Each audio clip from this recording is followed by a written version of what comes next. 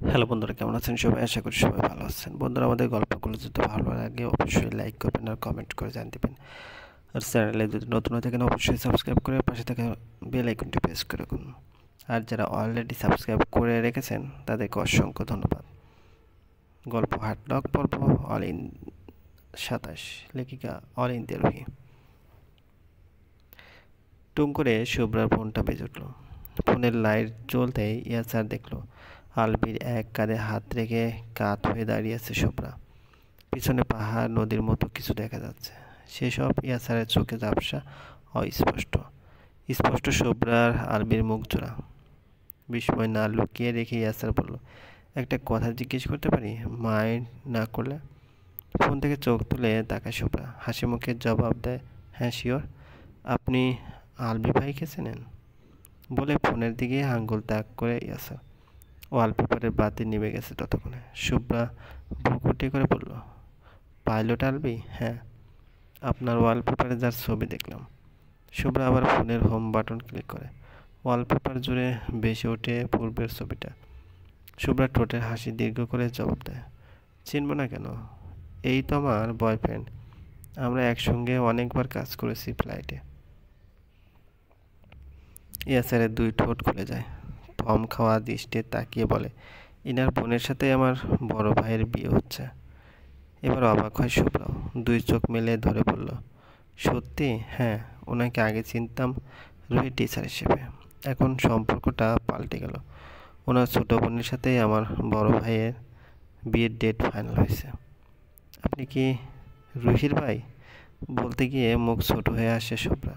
উজ্জ্বল মুখটায় আদার নামতে দেখে আরও অবাক হয় ইয়াসার। কিছু বুঝে উঠতে পারছে না সে। শুভ্রা রুহিকেও বা চিনে কীভাবে? তাও বুঝতে পারছে না। বলে, হ্যাঁ, রুহি আমার একমাত্র ছোট বোন। আপনি চিনেন নাকি? না চেনার কি আছে, ওদের সাথেই তো ট্যুরে ছিলাম এতদিন। আর আপনার বোনের কাহিনীও দেখছি। শেষ বাক্য বলার সময় শুভ্রার গাল দুটা কেমন ফুলে উঠেছিল। চোখে মুখে রাগের ছোটা দেখতে পেয়েছে এসার। এসার প্রচণ্ড অবাক হয় এবার। তড়িঘড়ি করে প্রশ্ন করে, কিসের কাহিনী? কি করছে ও? শুভ্রা এসারের থেকে চোখ সরিয়ে পড়ল। কিছু না, বাদ দিন। না না না, আমাকে বলুন। ও কোনো অপরাধ করছে কিনা সেটা আমার জানা প্রয়োজন। প্লিজ বলুন। পরে নিজেই কষ্ট পাবেন।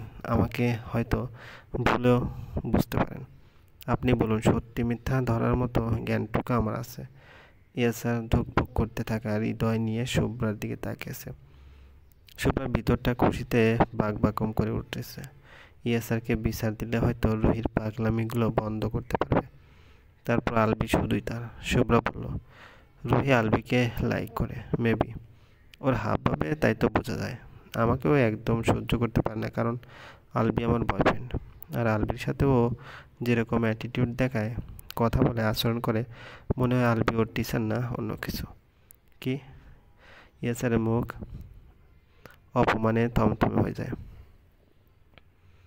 ক্রোধে দুই হাত মুষ্টিবদ্ধ করে নেয়। ভেতরটা উচ্চ গতিতে কাঁপছে তার। এই মুহূর্তে রুহিকে সামনে পেলে পিষে ফেলবে ইয়াসার।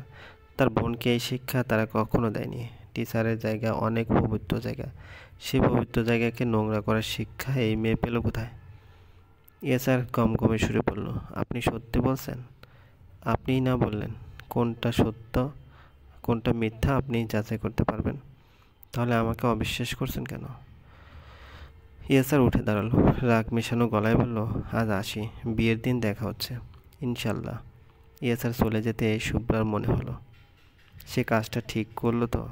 হতেও তো পারে সবটাই তার ইমাজিনেশন। হতেও তো পারে রুহি আলবিকে অমনভাবে পছন্দ করে না। শুধু শুধু মেয়েটাকে বিপদের মুখে ঠেলে দিল না তো? শুভ্রা উঠে দাঁড়ালো, তারপর এক ছুটে বাইরে বেরিয়ে গেল। মূল ফটকের সামনে দাঁড়িয়ে এদিক ওদিক তাকালো অস্থির দৃষ্টিতে। চোখ খুঁজছে ইয়াসারকে, কিন্তু নেই। কয়েক সেকেন্ডের ব্যবধানে লোকটা গায়েব হলো কীভাবে?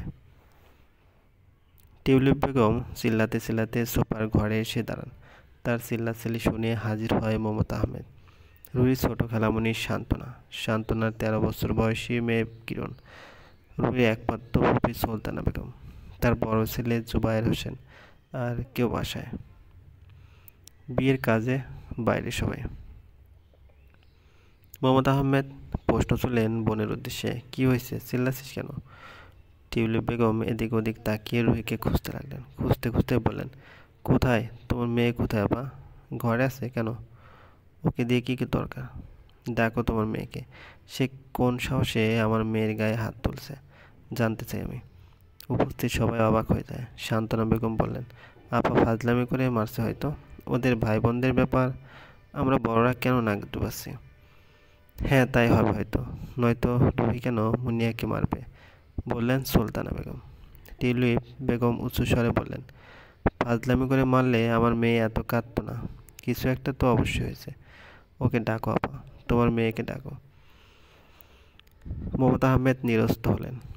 কিরণকে আদেশ দিলেন, যা রুহিকে বল এক্ষুনি এখানে আসতে। আমি আসছি আম্মু, কাউকে পাঠাতে হবে না। রুহি কণ্ঠস্বরে সবাই তার দিকে তাকালো। রুহিকে চোখের সামনে দেখতে পেয়ে টিউলিপ বেগমের রাগ যেন আরও বেড়ে গেল। গর্জে উঠলেন তিনি, হুঙ্কার ছেড়ে বললেন, তুই আমার মেয়েকে মেরেছিস কেন? ও কি বলছে রুহি? মুনিয়াকে তুই মারছিস? দ্বিতীয়বার প্রশ্ন করেন মোহাম্মদ আহমেদ। সবাই উত্তরে আশায় তাকিয়েছে। রুহি স্বাভাবিক গলায় স্বীকার করলো, হ্যাঁ মারছি। কেন? মোহাম্মদ আহমেদ এসে রুহির এক বাহু চেপে ধরলেন। রুহি টিউলিপ বেগমের চোখে চোখ রেখে জবাব দিল, আমি ওকে মারছি সেটা বলছে, অথচ কেন মারছি সেটা বলে নাই। ও কি করছে জানেন খালা? শপিং শেষে যখন আমাদের সবাইকে নিয়ে রেস্টুরেন্টে ঢুকছে স্যার, আমাদের খাওয়াবে তাই, তখন আমার সামনে বৃষ্টির সামনে ও স্যারের হাত চেপে ধরছে, তারপর নির্লজ্জের মতো বলছে আই লাভ ইউ। স্যার পুরো বেকুব বনে গেছেন। আমরাও সবাই অবাক হয়ে গেছি। ফার্স্টে ভাবছি ফাজলামি, কিন্তু যখন ও দ্বিতীয়বারও সেম জিনিস করছে, আমি রাগ সামলাতে পারিনি। ওকে ধমক দিছি, হাত ছাড়তে বলছি, ও শোনে নেই, উল্টো তেরামি করছে। আমি যখন বলছি ফাজলামির লিমিট আছে, সেটা ক্রস করিস না, ও বলছে এটা নাকি ফাজলামি না, ও সিরিয়াস। স্যার ওর প্রতিটা কথায় রেসপন্স করছে। ও এক পা ফেললে স্যারও এক পা ফেলে এগিয়ে আসে। এই জন্য ও ভাবছে স্যারও কে লাইক করতে শুরু করছে।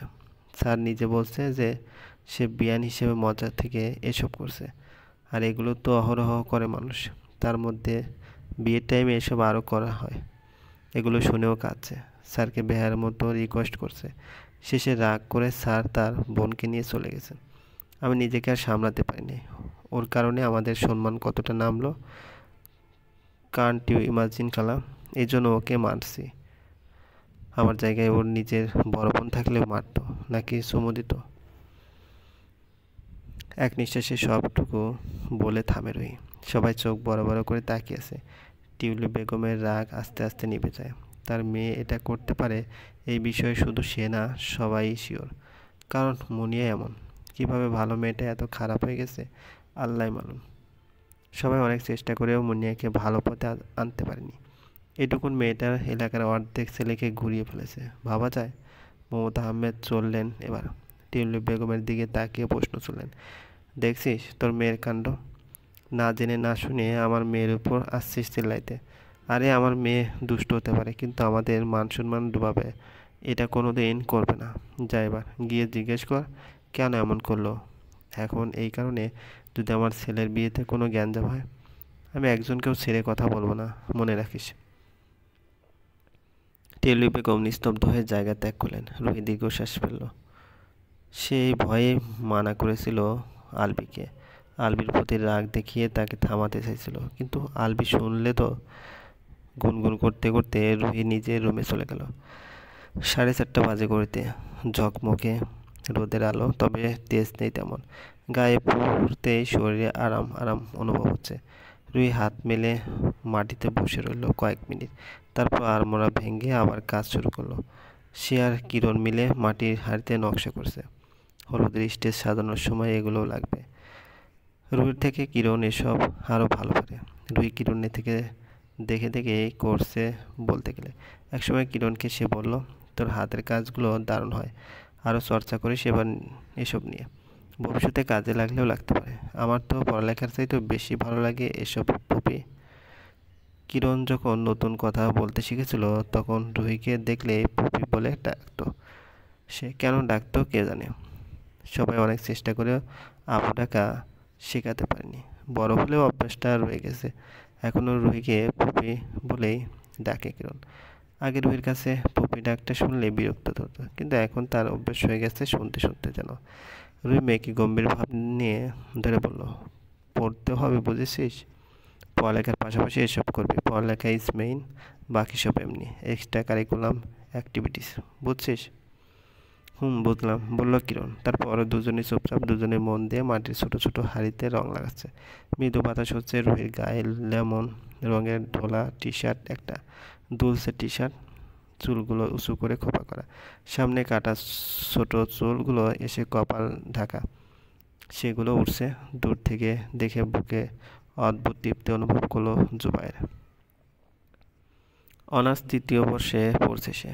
ছোট থেকেই রুহিকে পছন্দ করে সে, তবে মনে মনে। আজ অবধি কাউকে মনের এই নিষিদ্ধ খবর বলেনি। নিজেকেও বুঝিয়েছে কত কত শতবার, কিন্তু বুঝলে তো সে জানে তাদের পরিবারে আত্মীয়র মধ্যে আত্মীয়র বিয়ে হওয়ার ব্যাপারে সবাই নাকচ মতামত দেয়। এটা তারা একদমই পছন্দ করে না। তার আর রুহির পারিবারিক মিলনের সম্ভাবনাও তাই সীমিত একদম। তবু তার অবাধ্য মন বুঝতে চায় না, ভেবেই চলে রুহির কথা। রুহি যদি একবার তার প্রস্তাবে রাজি হয়, সে ভেবে রেখেছে রুহিকে নিয়ে পালাবে। তবে পিছন থেকে এসার ডেকে উঠল জুবায়েরকে। এই জুবায়ের, রুহিকে দেখছো? জুবায়ের তার ভাবনা ডুবেছিল, তাই কিছুটা চমকে যায় কণ্ঠ পেয়ে। আতকে পেছনে ঘুরে তাকায়, ভয়টা লুকিয়ে জবাব দেয়, ওই যে। এসার তাকায়। কিছুটা দূরত্বে বসে আছে রুহি। জুবায়ের সাথে আর কোনো কথা বলে না সে।